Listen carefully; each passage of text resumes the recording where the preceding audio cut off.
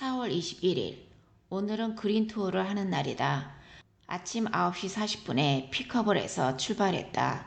한 명씩 픽업하는데 어떤 40대 초반 여성이 탔는데 머리에는 초등학생이나 하는 반짝이 머리띠에 떡칠한 화장, 그리고 그것도 너무 하얗게 해서 얼굴과 목과 완전 다른 색깔이다.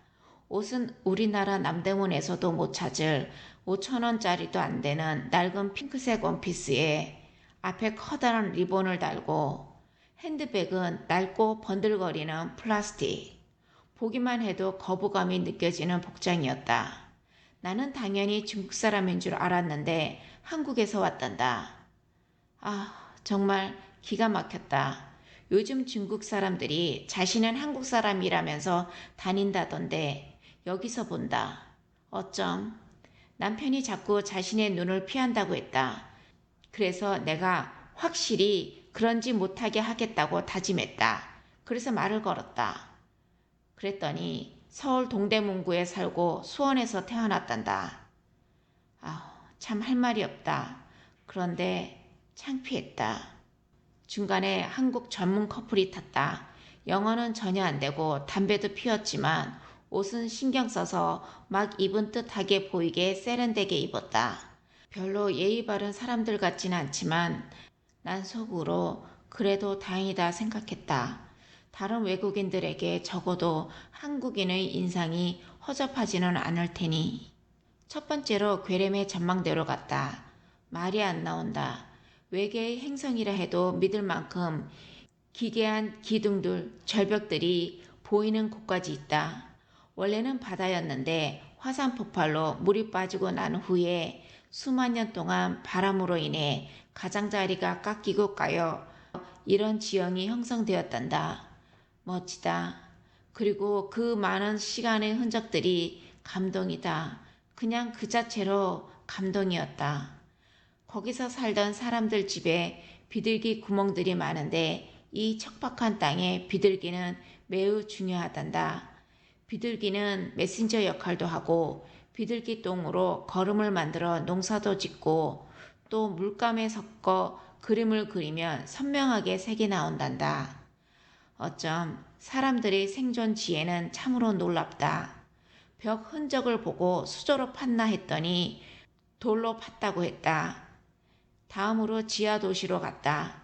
지하층을 내려갈 때마다 복도가 나오면 커다란 돌이 있어 적이 오면 굴러서 입구를 봉쇄하고 작은 구멍으로 적을 감지하거나 죽였단다. 5층 지하였는데 1층에서 적을 감지하면 2층을 막고 저장해둔 와인과 곡식으로 연명했단다. 환기 시스템도 놀랍다. 지하의 모든 방으로 환기가 되게끔 환기 굴뚝부터 만들고 방을 만들었단다. 곡식을 요리하던 돌 상판도 있다. 그러나 그렇게 똑똑하고 외부 침략에 그렇게 준비했던 희납 사람들도 결국 멸망했다. 생존을 위해 이렇게 노력했는데 결국 멸망했다니 좀 마음이 슬프다. 다음으로 일랄라 밸리로 갔다. 위에서 보면 절벽으로 장엄하게 둘러있는데 바닥으로 내려가 계곡 옆으로 걸으면 마치 우리나라 시골길 같다. 셀림의 수도원을 들렸다. 한 20층 높이의 암벽을 여기저기 파서 동굴을 만들어 살았단다. 평균 한 사람이 이런 곳에 얼마나 오래 살았을까? 사막이라 낮에는 덥고 밤에는 춥고 특히 겨울에는 여기는 영하 20도까지 내려간다는데 참 대단하다. 괴레메로 돌아오는 길에 한 호수에 들렸는데 거기에 너무 지저분하고 낡은 옷을 입고 계신 할머니와 두 어린 손자가 길가 모퉁이에서 커피를 팔고 있었다. 남편은 그 어린 아이들이 안쓰러워 커피를 사드리고자 했다.